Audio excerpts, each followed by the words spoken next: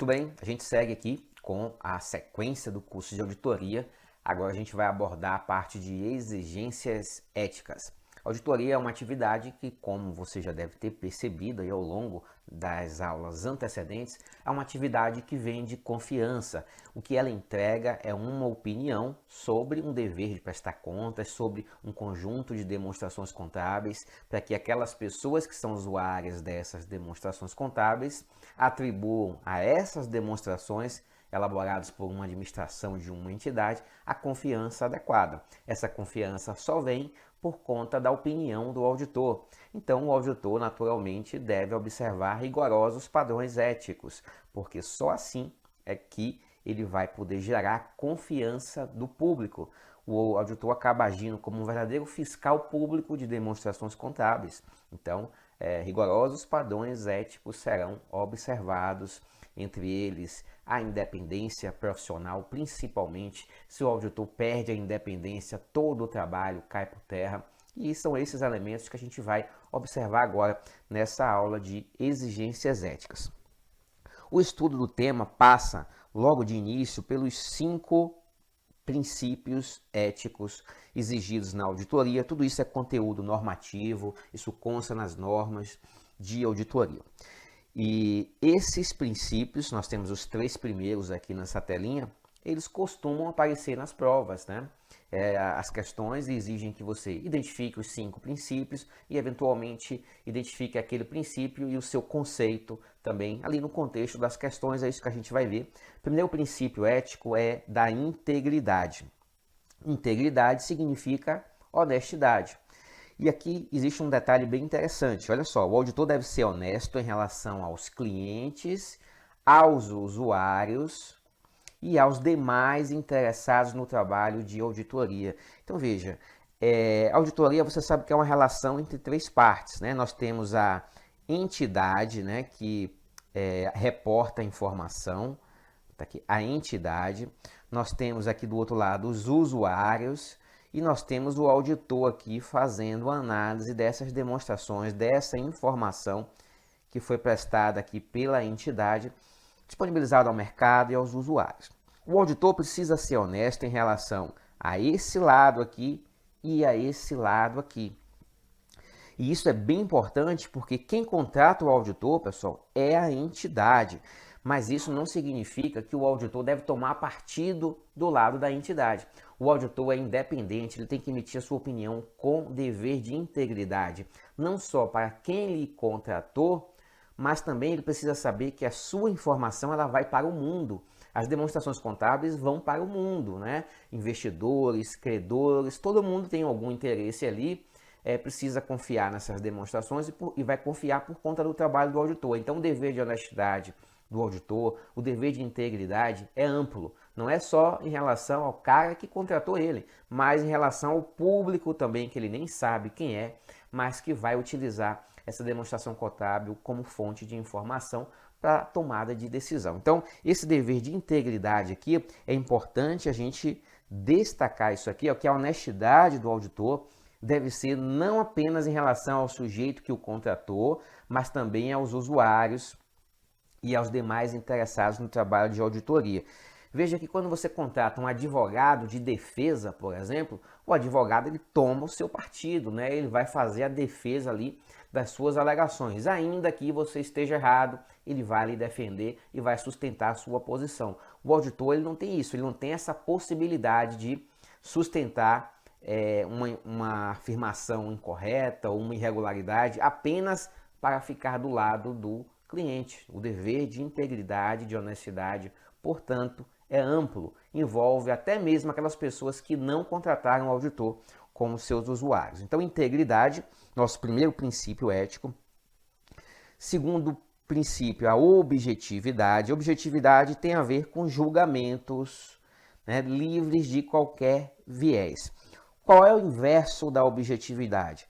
É a subjetividade, né? Então, subjetividade é o que eu acho e a objetividade é o que a técnica acha, né? O que a técnica encontra como verdade. Então, a gente deve se abster de utilizar a subjetividade. Os julgamentos devem ser conduzidos de forma objetiva, livres de conflitos de interesse, né, de independência, sem qualquer tipo de viés e livres de interferência. Você só consegue fazer um julgamento objetivo, sem viés, se você for completamente independente. O outro princípio, competência e zelo profissional. O auditor tem o dever de manter conhecimento técnico atualizado e compatível com o trabalho a ser realizado, observar as normas técnicas profissionais, renunciar aos trabalhos para os quais não tem a capacidade técnica ou profissional para executar. Então, competência e zelo profissional tem a ver com a condução do trabalho, né? Se eu vou fazer uma auditoria em um banco, é ideal que eu conheça o sistema financeiro. Então, eu não vou fazer uma aventura. A auditoria não pode ser uma aventura. Se eu não tenho condições de entregar um bom trabalho, eu devo recusar esse trabalho. Isso tem a ver com zelo profissional. Eu não vou me meter em uma área que eu não conheço. Eu não sei auditar bancos. Eu não vou fazer auditoria de bancos, ok? Então, isso tem a ver com o zelo profissional. E a conduta e a competência profissional tem a ver com as qualidades do profissional, a capacitação, se manter atualizado. O conselho tem um programa de educação continuada, né, que é obrigatório você observar e ter uma determinada quantidade de pontos nesse programa de educação continuada. Então, é preciso manter a capacidade técnica sempre no nível suficiente para atuar em um trabalho, recusar trabalhos para os quais não tenha condições técnicas, profissionais, não tenha tempo. Tudo isso tem a ver com o zelo profissional, o cuidado com a profissão. Confiança é algo muito sensível, é como cristal, arranhou, perdeu. Então o auditor precisa zelar pela confiança do público e isso exige o zelo profissional, né? Não há espaço para aventureiros. Então nós identificamos aqui os nossos 3 princípios éticos, ainda temos mais 2, a confidencialidade, que é o sigilo, né? Confidencialidade é sigilo. O auditor tem o dever de guardar sigilo em relação às informações obtidas a partir dos trabalhos de auditoria, não podendo divulgá-los sem autorização do cliente, bem como utilizar tais informações em benefício próprio. É natural que no processo de auditoria você tenha acesso a informações sigilosas da empresa, tá? E essas informações não podem ser disponibilizadas para terceiros, nem mesmo involuntariamente, né? Nem para familiares, né? Existe uma norma que regula isso e diz lá, olha, no ambiente social você deve ter cuidado para não vazar a informação do cliente, não comenta com familiares, nada, né? O sigilo é um pressuposto do trabalho. Tudo que o auditor obtém ali no seu trabalho é sigiloso. Imagine aí, o auditor pode descobrir a fórmula secreta para um produto, eventualmente, quem são os fornecedores estratégicos de uma determinada empresa.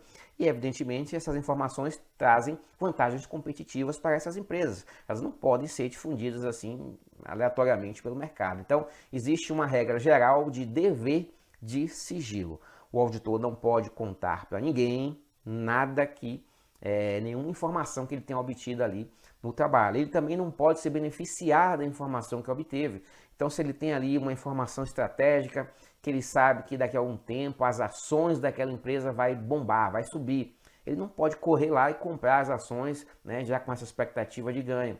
Ele estaria violando aí essa parte do sigilo aí, porque ele estaria se beneficiando aí da informação sigilosa, né? Ele não pode usar em benefício próprio, nem em benefício de terceiros também. Então, a regra geral é sigilo, o auditor não passa nenhuma informação para ninguém, exceto se houver um dever legal, né? Ou exceto se o cliente de auditoria autorizar.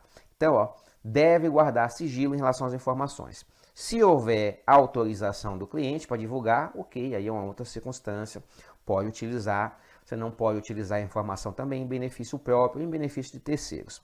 Outro princípio, a conduta profissional, cumprir normas e regulamentos e zelar pela manutenção da confiança do público.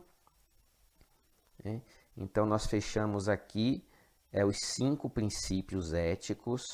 Veja que eu quero mostrar aqui para vocês, aqui a independência, ela está presente aqui, ela é citada junto aqui com a objetividade, né?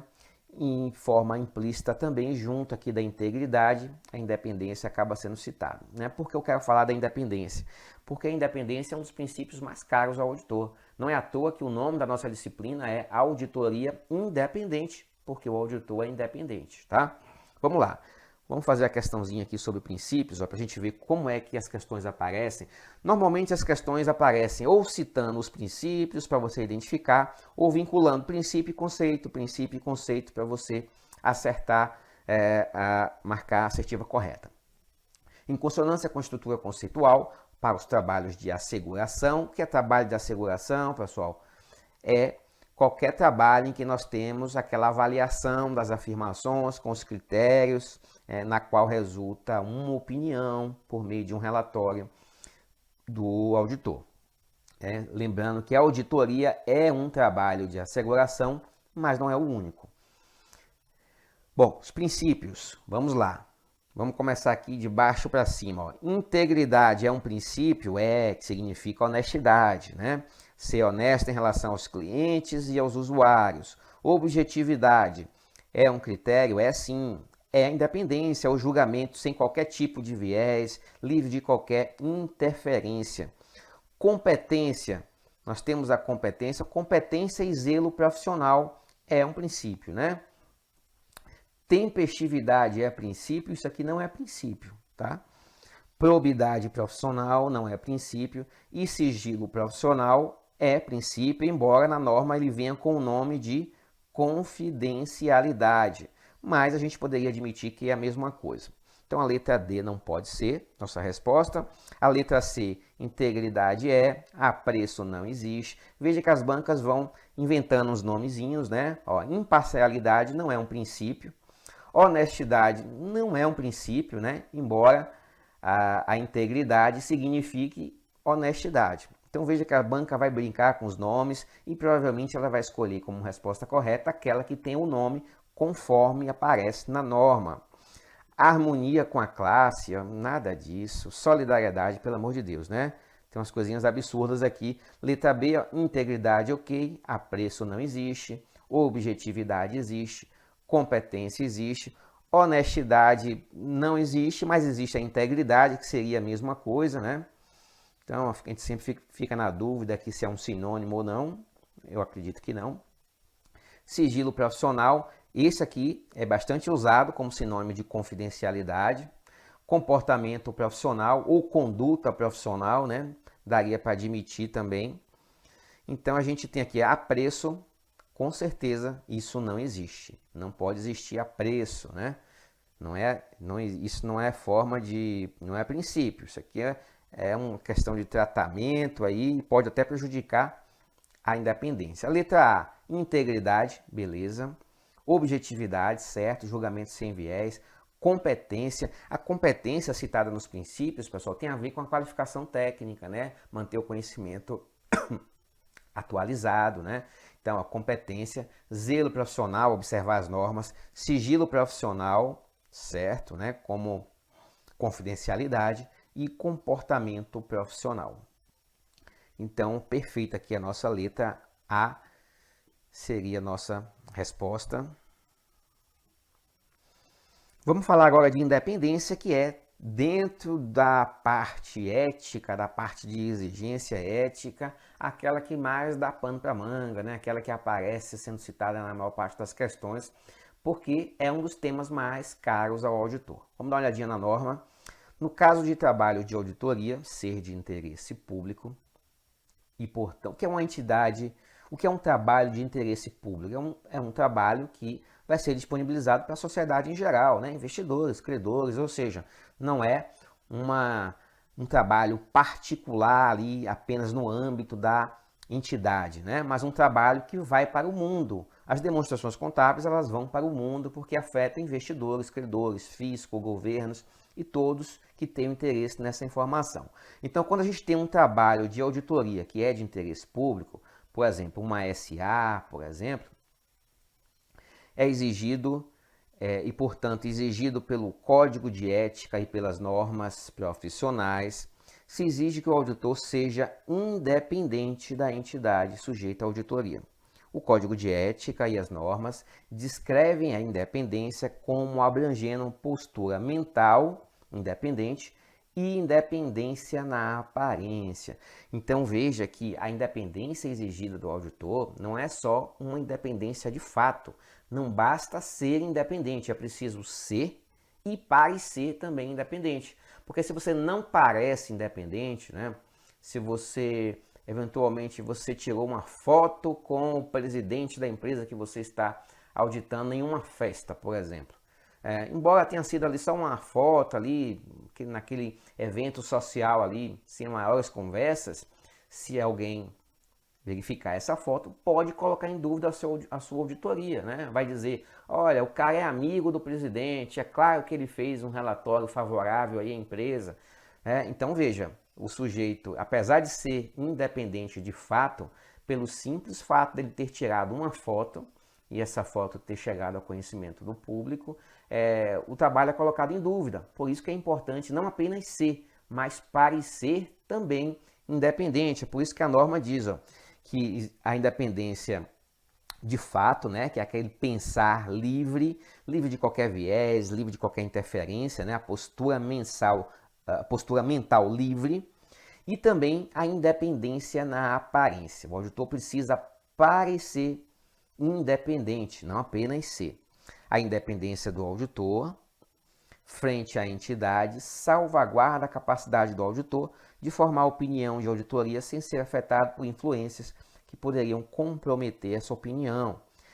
A independência aprimora a capacidade do auditor de atuar com integridade, ser objetivo e manter postura de ceticismo profissional. Tem muita coisinha para a gente ver aqui, ceticismo profissional, a gente vai ver isso aqui.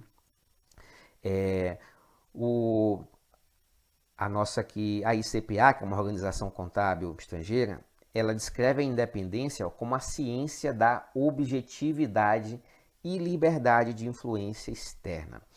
Quando a norma diz aqui que a independência aprimora a capacidade do auditor de atuar com integridade, né, ou seja, com honestidade, em relação a em todas as partes envolvidas, aprimora a capacidade de ser objetivo, né, não é à toa, porque nós temos situações que afetam os julgamentos do auditor. Imagine que o auditor é amigo pessoal da presidência da empresa. Isso afeta, né? Pode afetar um julgamento livre. Da mesma forma, se você é um inimigo mortal do presidente da empresa, o seu relatório pode ser contaminado por algum viés.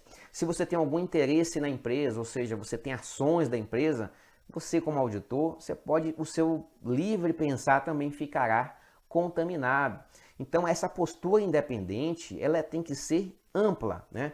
Livre de qualquer interferência em relação ao cliente, seja por interesse próprio, seja por interesse do cliente, seja por ameaça.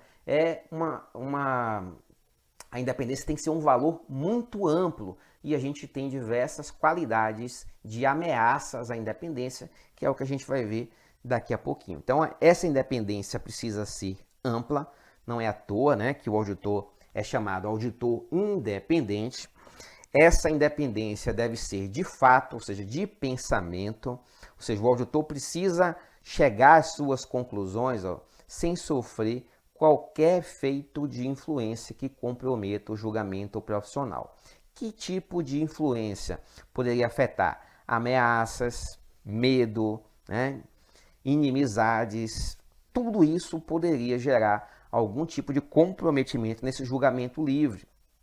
E para a gente atuar com integridade e aplicar o ceticismo profissional, é preciso ser livre de pensamento. É preciso ter o pensamento livre, os julgamentos sempre objetivos, sem pensar na pessoa, pensando de forma abstrata, né? Sem subjetivismo, apenas um julgamento objetivo. Mas não basta agir dessa forma, a gente viu, é preciso também parecer que é independente. Não adianta ser independente e não parecer, porque isso pode trazer desconfiança do público. Então, o auditor deve evitar fatos e circunstâncias significativas que levem um terceiro com experiência, conhecimento e bom senso, provavelmente, veja que não é com certeza, provavelmente concluir, ponderando todos os fatos, que a integridade, objetividade ou ceticismo foram comprometidos.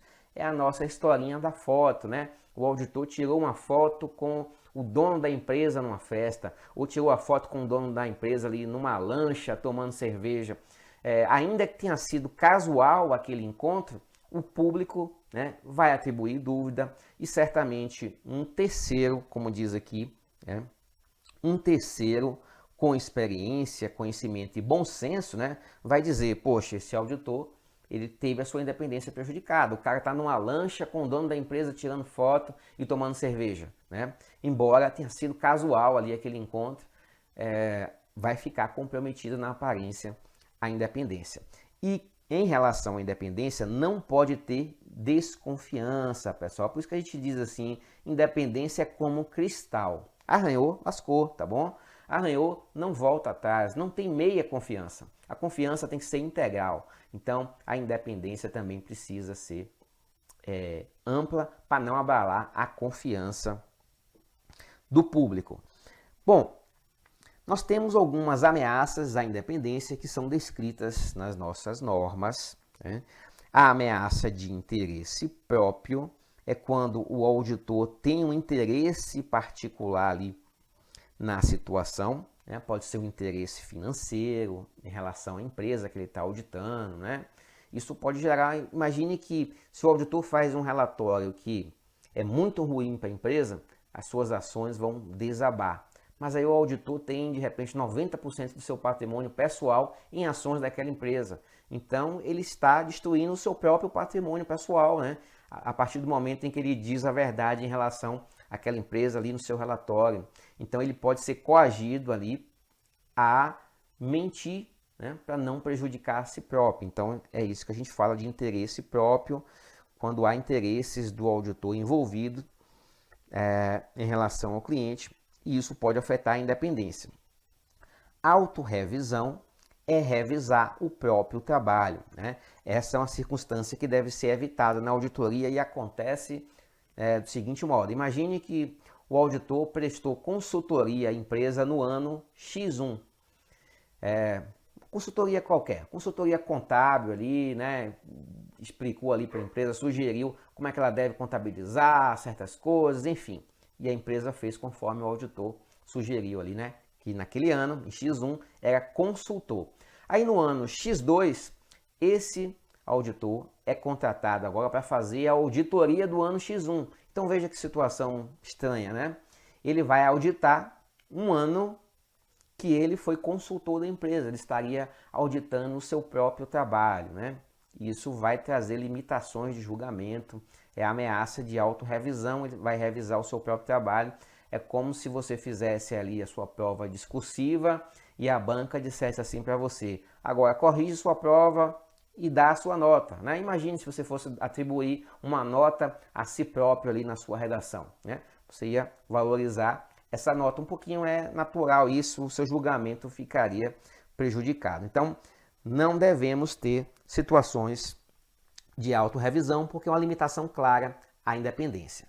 Defesa de interesse é quando o auditor toma partido ali em alguma decisão do cliente, né? O cliente decidiu classificar uma conta de um jeito e não de outro jeito, e o auditor parte para a defesa desse ponto de vista de uma forma muito exacerbada, como se fosse um advogado de defesa e não um auditor, tá? Então, devem ser evitadas essas circunstâncias de defesa de interesse.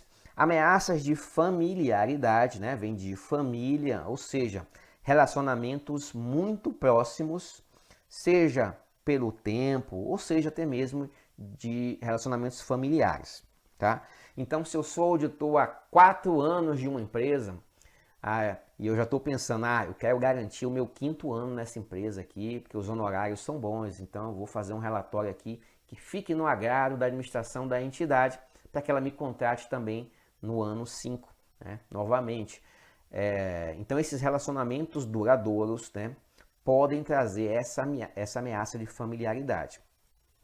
Relacionamentos muito próximos também, quando você tem, vamos lá, o auditor ele tem ali no seu cliente de auditoria, o seu pai é o contador da empresa que ele está auditando, por exemplo. Então você tem um relacionamento ali familiar muito próximo entre o auditor e alguém com posição relevante na instituição, né? Contador, tem tudo a ver com a contabilidade.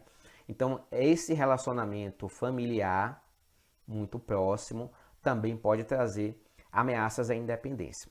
É importante a gente dizer que não é qualquer relacionamento familiar que traz ameaça à independência. Se eu sou auditor e o meu pai é o contador da empresa que eu estou auditando, vamos lá, isso traz uma ameaça à independência porque eu estarei auditando um trabalho feito pelo meu pai. Beleza. Mas se de repente na empresa que eu vou auditar, eu sou auditor, a minha esposa tem um cargo de secretária, por exemplo, né? Secretária da diretoria. Nesse caso, apesar de eu, auditor, ter um familiar na empresa cliente, o cargo de secretária não afeta as demonstrações contábeis, né? Enfim, um cargo de engenheira, enfim, qualquer outro cargo que não tem ali relação com os relatórios contábeis, isso provavelmente não vai criar a ameaça à independência. Então, quando a gente fala em relacionamento familiar, é preciso que o cargo desse familiar traga algum tipo de risco para a informação contábil, para poder que seja de tal modo suficiente para gerar pelo menos essa aparência de julgamento sem objetividade. O nosso outro tipo de ameaça à independência é a intimidação, é quando o cliente de auditoria tenta intimidar o auditor de algum modo, né? Seja por uma não contratação no futuro, ou seja pelo cancelamento de uma consultoria que a outra empresa faz com outro auditor, enfim, né? São esses tipos de intimidação, né? Não necessariamente intimidação física, risco de matar, de morrer, não necessariamente a intimidação de perder honorários, de perder contratos. Isso pode trazer limitações no julgamento do auditor, né? O julgamento poderá ser contaminado por algum tipo de viés. Então, se houver qualquer um desses tipos de ameaça à independência, o que é que o auditor deve fazer? Deixa eu ver se eu tenho aqui. Bom, se houver qualquer uma dessas ameaças aqui, o auditor deve tentar se proteger dessas ameaças, deve tentar aplicar uma salvaguarda que seja aplicável, que é o caso, para eliminar essa ameaça.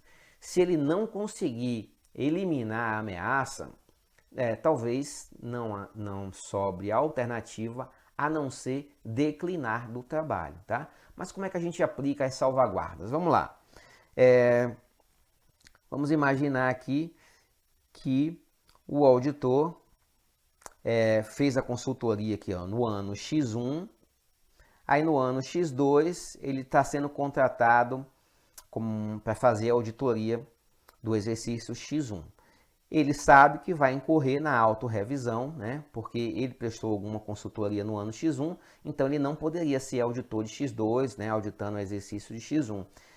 Uma salvaguarda possível aqui, qual seria? Bom, a gente poderia pensar em substituir esse membro da equipe de auditoria por outro, né? De modo que não tivesse revisão. Não sei se vai resolver, mas são hipóteses, tá? Ameaça de familiaridade. Vamos lá. Você tem na equipe de auditoria o auditor A, né, na equipe de auditoria, que é casado com B, que é contador aqui da empresa. Nós temos uma ameaça de familiaridade muito clara, né?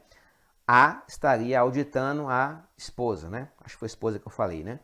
Então, como é que a gente elimina essa ameaça? A gente pode trocar esse membro A. E aí, gostou da aula do professor Arthur Leone? Esse vídeo é um vídeo demonstrativo para que o aluno conheça primeiramente a LAC Concurso e, claro, conheça o nosso grande mestre, professor Arthur Leone, que inclusive é auditor fiscal da Receita Federal. O professor Arthur Leone é um dos melhores professores do Brasil em auditoria. E nós, aqui da LAC Concursos, nós produzimos um curso online super competitivo em videoaulas, completaço de auditoria e também Digo para vocês e também para aquela questão de nota fiscal eletrônica, SPID e assim por diante, aqui na Lá Concurso. Esse curso nosso completaço, você assistiu apenas um pequeno pedaço da aula, em torno aí de 20, 30% da aula, mas a aula toda nós temos o nosso módulo, nossa isolada. Tem um link aqui que você vai se matricular diretamente neste curso aqui, nessa isolada do professor Arthur Leone. Professor, quanto custa? Cara, super promoção, gravado tudo em 2022, atualizado. Isso aqui serve para a Receita Federal, isso aqui serve para qualquer concurso de auditoria, qualquer concurso de Secretaria de Fazenda também, que cobra muito, fiscal, auditor, por apenas, olha aí, R$ 95,00, é isso mesmo, R$ 95,00, você vai ter direito aí a esse curso, essa isolada completa do professor Arthur Leone. Gostou? Então clica aqui embaixo. Venha estudar conosco, venha conhecer nosso trabalho aqui na Lá Concurso, que você não vai se arrepender. Um forte abraço, fique com Deus. Tchau, tchau.